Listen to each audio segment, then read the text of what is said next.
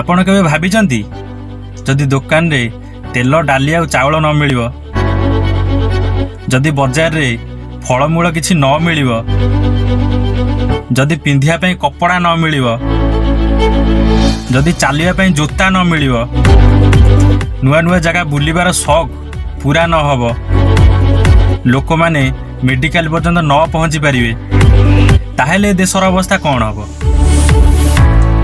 ଆଉ ଏଇସବୁ କାମ କିଏ କରନ୍ତି ଜାଣିଛନ୍ତି? ଜଣେ ଡ୍ରାଇଭର ଭାଇ କରିଥାଏ।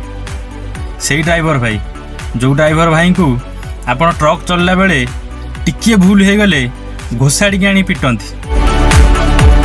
ଆଉ ଏଇସବୁ କାମ ସେଇ କାର୍ ଡ୍ରାଇଭର ଭାଇ କରିଥାନ୍ତି, ଯେଉଁ କାର୍ ଡ୍ରାଇଭର ଭାଇଙ୍କୁ ଆପଣମାନେ ଚାକର ଭଳି ସମ୍ମାନ ଦିଅନ୍ତି। ଏସବୁ କଥା ଆପଣଙ୍କୁ କହି କିଛି ଲାଭ ନାହିଁ, କାରଣ ସରକାର ଯେତେବେଳେ ଏଇସବୁ କଥା କିଛି ବୁଝୁନାହାନ୍ତି, ବୁଝିପାରୁନାହାନ୍ତି, ତାହେଲେ ଆପଣ ତ ଜଣେ ସାଧାରଣ ଲୋକ, ଆପଣ କେମିତି ବୁଝିବେ? ବାସ୍ ଏତିକି କହିବି, ଜୟ ଜଗନ୍ନାଥ।